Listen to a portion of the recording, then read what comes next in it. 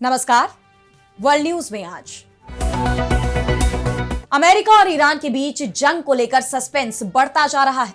अमेरिकी राष्ट्रपति Donald Trump ने ईरान के खिलाफ आर्थिक युद्ध छेड़ने का ऐलान किया है। साथ ही उनकी सेना अरब सागर में विमान उड़ाने का अभ्यास करती नजर आ रही है।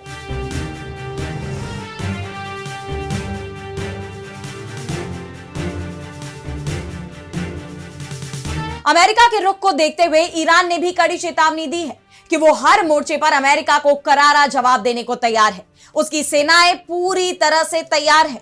यही नहीं, उसने ट्रंप के आर्थिक प्रतिबंधों वाले दाव को भी फेल करने का प्लान बना लिया है। वहीं ईरानी राष्ट्रपति पेजेश्कियान का कहना है कि युद्ध खत्म करने का यह सबसे सही वक्त है। तो क्या खत्म होने वाला है अमेरिका ईरान युद्ध?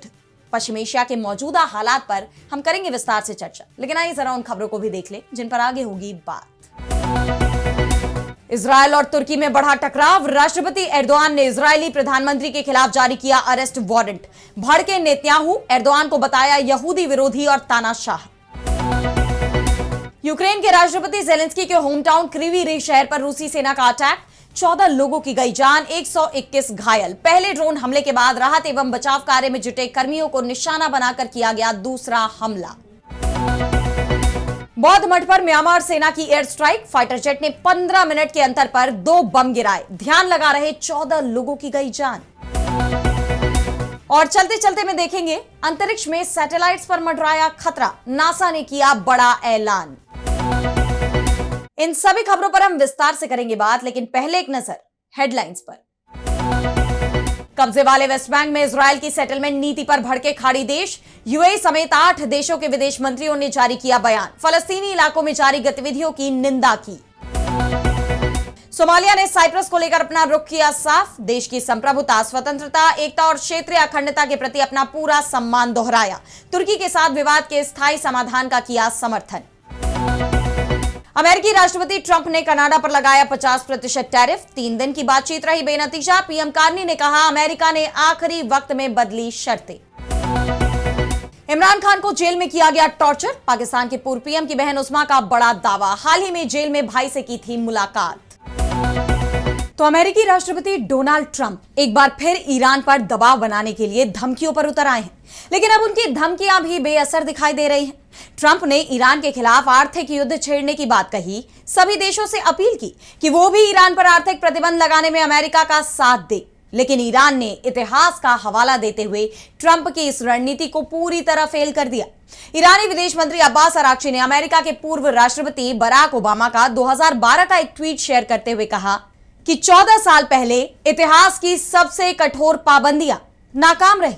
8 साल पहले जबरदस्त दबाव नाकाम रहा।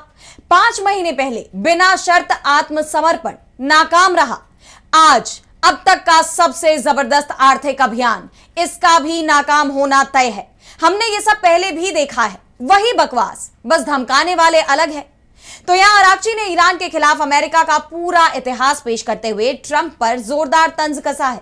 यही नहीं, ईरान ट्रंप के इस नए दाव के खिलाफ अपनी योजना भी बना रहा है। ईरानी संसद के अध्यक्ष मोहम्मद बागेर गालिबफ ने इराक के साथ स्थानीय मुद्राओं में व्यापार बढ़ाने की अपील की है। न्यूयॉर्क टाइम्स के मुताबिक उन्होंने बगदाद में ईरानी और इराकी कारोबारी प्रतिनिधियों से कहा कि ईरान और इराक को अमेरिका की तरफ से लगाए जाने वाले अन्यायपूर्ण प्रतिबंधों से निपटने के लिए योजना बनानी होगी। दोनों देश अपनी राष्ट्रीय मुद्राओं में कारोबार कर अमेरिकी डॉलर पर निर्भरता कम कर सकते हैं। क्षेत्र में सुरक्षा और आर्थिक विकास एक दूसरे से जुड़े हैं और केवल सुरक्षा कायम करने से स्थायी स्थिरता नहीं आएगी जब तक उसके साथ आर्थिक गतिविधियां ना बढ़े। यानी ट्रंप जिस भी तरह से ईरान को झुकाने की कोशिश करते हैं, ईरान उसका तोड़ निकाल लेता है। ऐसे में अब एक बार फिर ट्रंप अपनी जीत के झूठे दावे करते नजर आए। उन्होंने हॉर्मुज स्ट्रेट पर अमेरिका के कंट्रोल की बात दोहराते हुए कहा कि इस पूरे समुद्री क्षेत्र और उससे जुड़े जमीनी इलाकों पर अमेरिका का पूरा कंट्रोल है। ईरान की इच्छा समझौते की जरूर है, लेकिन मेरी राय में वो किसी सही डील के लिए तैयार नहीं दिखता। वहां पैसा पूरी तरह खत्म हो चुका है। ईरान के पास ना तो नौसेना बची है और ना ही वायुसेना। हालात इतने खराब हैं कि वो अपने सैनिकों को वेतन तक नहीं दे पा रहा है। अमेरिका ने आगे बढ़कर ईरान की परमाणु कोशिशों को रोका है और तेहरान के पास कभी भी परमाणु हथियार नहीं होंगे। अमेरिका फिलहाल इस पूरे टकराव पर नजर बनाए हुए है और देख रहा है कि आगे हालात क्या मोड़ लेते हैं। ट्रंप ईरान की सशस्त्र सेनाओं के खत्म होने के दावे कर रहे हैं, लेकिन ईरान ने इस पूरे संघर्ष में अपनी ताकत अमेरिका को ही नहीं बल्कि पूरी दुनिया को बता दी है और अब भी वो अमेरिका को हर मोर्चे पर जवाब देने को तैयार है। अपने ताजा बयान में ईरान के सशस्त्र बलों के chief of staff major general Ali Abdullahi ने अमेरिका को धमकाते हुए कहा कि जमीन, समुद्र, हवा, वायु रक्षा और साइबर स्पेस में मुस्तैद रहकर ईरानी सेना दुश्मन के नए खतरों को कुचलने वाला और दर्दनाक जवाब देगी। इस बीच ईरान के राष्ट्रपति मसूद पेजेश्कियान ने अमेरिका के साथ युद्ध खत्म करने की बात कही है। उन्होंने कहा कि ईरान इस वक्त ताकत और सम्मान की स्थिति में है और अब युद्ध खत्म करना ही बेहतर होगा। पेजेश्कियान ने कहा कि ईरान अब ताकत और सम्मान की स्थिति में है।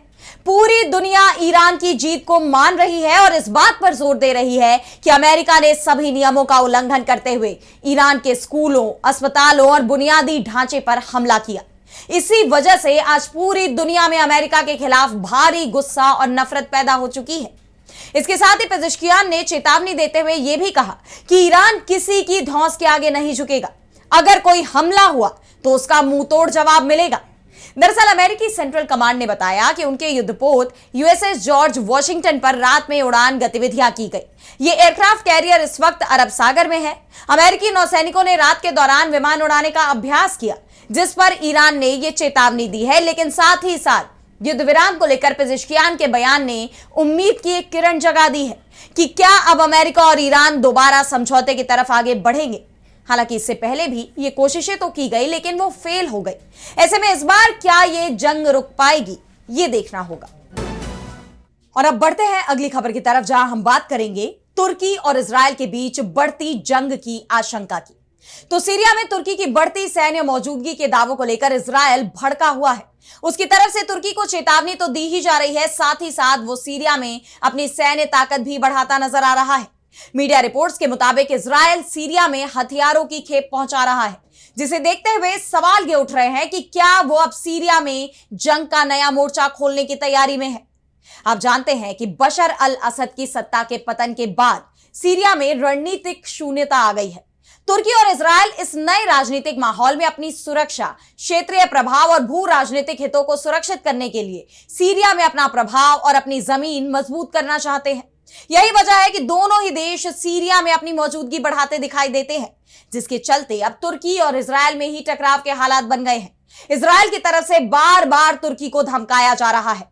अब इजरायली पीएम बेंयामिन नेतन्याहू ने तुर्की के राष्ट्रपति रेसेप तैयप एर्दोआन को यहूदी विरोधी और तानाशाह बताया है। इजरायल के प्रधानमंत्री कार्यालय ने एक्स पर एक बयान जारी कर कहा कि एर्दोआन एक यहूदी विरोधी तानाशाह है, जिन्होंने बड़े पैमाने पर कुर्दों की जान ली है, हमास के आतंकवादियों को पनाह दी है, साइप्रस के आधे हिस्से पर कब्जा कर रखा है और उसका विरोध करने वाले रिकॉर्ड संख्या में पत्रकारों और राजनेताओं को जेल में डाल दिया है। एर्दोआन अब इजरायल के खिलाफ अपनी आक्रामकता को सीरिया तक बढ़ाना चाहते हैं, जिसे हम बर्दाश्त नहीं करेंगे। इजरायल के नेताओं और सैनिकों को डराने धमकाने की एर्दोआन की यह कोशिश किसी काम नहीं आएगी। दरअसल तुर्की ने नेतन्याहू के खिलाफ अरेस्ट वारंट जारी करने की बात कही है, जिस पर अब इजरायली प्रधानमंत्री कार्यालय का यह पलटवार आया है। टाइम्स ऑफ इजरायल की रिपोर्ट के मुताबिक रेसेप तैयप एर्दोआन की सरकार ने नेतन्याहू के खिलाफ एक और अरेस्ट वारंट जारी किया है। तुर्की ने गजा में इजरायल की कार्रवाइयों को लेकर बड़े पैमाने पर लोगों की जान लेने के आरोप में वारंट जारी कर दिए हैं। इजरायल इन आरोपों का पुरजोर खंडन करता है। अंकारा ने इस साल मई में 430 कार्यकर्ताओं को गजा लेकर जा रहे एक जहाजी बेड़े को रोकने के आरोप में प्रधानमंत्री और एक अन्य इजरायली नागरिक की गिरफ्तारी की मांग की है। फ्रांस, इटली और ऑस्ट्रेलिया ने भी न्यायिक कार्यवाही शुरू कर दी है। तुर्की के इस कदम से इजरायल भड़का हुआ है। अब जिस तरह दोनों देशों के बीच तीखी बयानबाजी देखी जा रही है, इनमें टकराव बढ़ता ही जा रहा है। उसे देखते हुए दोनों देशों में भीषण जंग की आशंका भी बढ़ती नजर आ रही है। लेकिन तुर्की और इजरायल में अगर जंग छिड़ी तो ये बड़ी तबाही लेकर आएगी, ये भी तय है। यही वजह है कि पूरी दुनिया इसे लेकर चिंता में है। और अब अगली खबर में बात करेंगे रूस के यूक्रेन पर तेज होते हमलों की। तो रूस और यूक्रेन की जंग अब एक भयानक मोड़ पर पहुंचती जा रही है। कई देशों ने इस जंग को लेकर चिंता जाहिर की है, लेकिन यह जंग थमने का नाम नहीं ले रही, बल्कि पहले से भी ज्यादा आक्रामक होती नजर आ रही है। अब रूस ने मध्य यूक्रेन के क्रिवी रेह शहर में कई ड्रोनों से हमला कर दिया है, जिसने इलाके को मलबे में तब्दील कर दिया है। हर तरफ तबाही का मंजर दिखाई दे रहा है, पूरा का पूरा शहर ही जल उठा है। और सबसे बड़ी बात तो यह है कि जिस जगह पर हमला हुआ वो यूक्रेन के राष्ट्रपति जेलेंस्की का होम टाउन है। बता दें कि इस हमले में शहर के एक बड़े शॉपिंग मॉल को टारगेट किया गया। स्थानीय अधिकारियों के मुताबिक हमला इतना घातक था कि इस दौरान कम से कम 14 लोगों की जान चली गई और 121 लोग घायल हुए हैं। घायलों में 22 बच्चे शामिल हैं। 29 घायलों की हालत भी गंभीर बताई गई है, जिनमें 5 बच्चे शामिल हैं। राहत और बचाव अभियान के दौरान अधिकारियों ने आशंका जताई कि हताहतों की संख्या अभी और बढ़ सकती है। यह हमला इतना खतरनाक था कि इसकी आवाज दूर तक गूंजती रही। साथ ही इस हमले का असर देश के दूसरे इलाकों पर भी पड़ा। क्रीवी रेह रक्षा परिषद के प्रमुख ओलेक्सांद्र विकुल ने बताया कि शॉपिंग मॉल पर बार बार हमले किए गए। जेट इंजन वाले शाही ड्रोन बेहद कम ऊंचाई पर उड़ते हुए हमले कर रहे थे। उन्होंने शहर में और भी हमले होने की आशंका जताई है और लोगों को सतर्क रहने की हिदायत भी दी है। क्षेत्रीय अधिकारियों के मुताबिक रूसी सेना ने क्रीवी रेह के 4 जिलों में करीब 60 बार ड्रोन, तोपों और एक हवाई बम का इस्तेमाल करते हुए हमला किया। रूस के हमले पर जेलेंस्की भी भड़क उठे। उन्होंने कड़ा रुख अपनाते हुए इस हमले को डबल टैप स्ट्राइक बताया है। जेलेंस्की ने इस हमले की कड़ी निंदा भी की और इसे आतंकवादी कार्रवाई करार दिया है। उनके मुताबिक पहले ड्रोन की एक लहर ने इलाके को निशाना बनाया और जब राहत कर्मी घटनास्थल पर पहुंचे तो दूसरी लहर में फिर हमला किया गया। जेलेंस्की ने अंतरराष्ट्रीय सहयोगियों से रूस पर वास्तविक दबाव बनाने की अपील की है। बता दें कि इससे पहले भी क्रीवी रेह पर रूस के बड़े हमले देखे गए हैं और अब रूस के ताजा हमलों ने शहर के नागरिक इलाकों में सुरक्षा को लेकर चिंता बढ़ा दी है। वहीं यूक्रेन भी रूस में तेल रिफाइनरियों को निशाना बनाकर हमले कर रहा है, जिससे रूस को भी काफी नुकसान पहुंचा है और इसका असर वहां पेट्रोल की सप्लाई पर दिखाई दे रहा है। पेट्रोल पंपों के बाहर लंबी कतारें नजर आ रही हैं। अधिकारियों के मुताबिक तेल रिफाइनरियों की मरम्मत की वजह से ऐसे हालात पैदा हुए हैं, यानी रूस अब अपनी भरपाई में जुटा हुआ है। अब देखना यह होगा कि रूस और यूक्रेन की यह जंग आगे किस दिशा में जाती है। कब तक दोनों देश एक दूसरे पर इसी तरह ताबड़तोड़ हमले करते रहेंगे। और अब अगली खबर में बात करेंगे म्यांमार की। तो म्यांमार में एक बार फिर तबाही मच गई है। म्यांमार की सेना ने अपने ही देश पर बमबारी कर दी है, जिसमें 3 महिलाओं समेत 14 लोगों की मौत हो गई और 20 अन्य लोग घायल बताए जा रहे हैं। ये वो लोग हैं जो ध्यान में मग्न थे और अचानक इन पर हमला हो गया। दरअसल इस बार म्यांमार की सेना ने मध्य सगाइंग इलाके में एक बौद्ध मठ पर हवाई हमला किया है, जहां बड़ी संख्या में लोग एक हफ्ते तक चलने वाले मेडिटेशन कैंप में हिस्सा लेने पहुंचे थे और इस हमले का शिकार हो गए। एक ग्रामीण ने बताया कि फाइटर जेट ने 15 मिनट के अंतराल पर 2 बम गिराए। दूसरे बम से मठ के पास एक घर को नुकसान पहुंचा, जहां मेडिटेशन कैंप चल रहा था। वहीं मियांग टाउनशिप के civil defence and security organisation के प्रवक्ता नवे ऊ ने बताया कि यह हमला देश के दूसरे सबसे बड़े शहर मांडले से लगभग 75 किलोमीटर पश्चिम में मियांग टाउनशिप के स्वे ले ओह गांव में हुआ। यह हमला देश में लोकतंत्र समर्थक हथियारबंद गुटों और जातीय हथियारबंद समूहों को निशाना बनाकर किए जा रहे लगातार और घातक हवाई हमलों की कड़ी में एक और अटैक है। इन हमलों में अक्सर ही आम नागरिकों की जान जाती है। दरअसल म्यांमार में फरवरी 2021 में सैन्य तख्ता पलट हुआ था, जब वहां की लोकतांत्रिक सरकार को हटाकर सेना ने सत्ता पर कब्जा जमा लिया था। सेना प्रमुख मिन आंग लाइन, जो मौजूदा वक्त में म्यांमार के राष्ट्रपति हैं, उन्होंने चुनाव में धांधली का दावा कर सत्ता पर कब्जा किया और नेताओं को जेल भेज दिया। तब से ही वहां गृह युद्ध के हालात बने हुए हैं। इस सैन्य कार्रवाई और विरोध प्रदर्शनों के हिंसक दमन के जवाब में तमाम विद्रोही समूहों और नागरिकों ने हथियार उठा लिए। उन्होंने सेना के खिलाफ ही मोर्चा खोल दिया।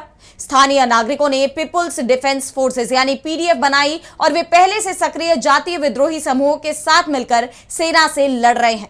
और आज जुंटा शासन अपनी पकड़ खोता जा रहा है, अपनी जमीन खोता जा रहा है। देश के एक बड़े हिस्से पर विद्रोही समूहों और जातीय सेनाओं का कंट्रोल है। इन समूहों के खिलाफ समय समय पर सेना की कार्रवाई भी देखी जाती रही है, जिसमें आम नागरिकों की जान जाने की घटनाएं लगातार सामने आती रही हैं। और इस पर संयुक्त राष्ट्र ने भी कई बार चिंता जाहिर की है, लेकिन यह सिलसिला थमने का नाम नहीं ले रहा। ऐसे में सवाल ये उठते हैं कि आखिर म्यांमार में शांति कब आएगी। और अब चलते चलते मैं बात करेंगे सैटेलाइट्स पर मंडराते बड़े खतरे की। तो जरा सोचिए कि आप धरती से हजारों किलोमीटर ऊपर अंतरिक्ष में हैं। चारों तरफ सिर्फ अंधेरा ही अंधेरा है, लेकिन इसी अंधेरे में हजारों सैटेलाइट्स लगातार अपनी अपनी कक्षा में घूम रहे हैं। सब कुछ एकदम सामान्य दिखाई देता है, लेकिन तभी सूरज पर हलचल होती है। सूरज से निकलने वाली ऊर्जा धरती के ऊपरी वायुमंडल की एक परत को गर्म कर देती है और यहीं से अंतरिक्ष में एक नया खतरा पैदा होता है। धरती के ऊपर थर्मोस्फीयर नाम की एक बेहद पतली गैसीय परत मौजूद है और जब सूरज की गतिविधियां बढ़ती हैं तो यह परत गर्म होकर फैलने लग जाती है। इसके फैलने से लो अर्थ ऑर्बिट यानी LEO में वायुमंडलीय डेंसिटी बढ़ जाता है और इसका सीधा असर वहां घूम रहे सैटेलाइट्स पर पड़ता है। सैटेलाइट्स को हवा के खिंचाव यानी ड्रैग का सामना करना पड़ता है। यह ड्रैग उनकी रफ्तार को धीरे धीरे कम कर सकता है और उनकी कक्षा में बदलाव भी ला सकता है। और जब अंतरिक्ष में पहले से ही हजारों सैटेलाइट्स मौजूद हों तो किसी एक सैटेलाइट का रास्ता बदलना भी एक बड़ा खतरा बन सकता है। यही वजह है कि नासा अब इस समस्या का समाधान खोजने में जुट गया है। नासा ने 19 अगस्त 2026 से ऑर्बिटल क्लैरिटी चैलेंज नाम का एक ग्लोबल चैलेंज शुरू किया है। इसका मकसद ऐसी सस्ती और नई तकनीक तलाशना है जो थर्मोस्फीयर में मौजूद वायुमंडलीय घनत्व, दबाव और ड्रैग को सटीक तरीके से माप सके। नासा ऐसी तकनीक चाहता है जिसे बड़ी संख्या में बनाया भी जा सके और कमर्शियल सैटेलाइट्स पर आसानी से लगाया भी जा सके।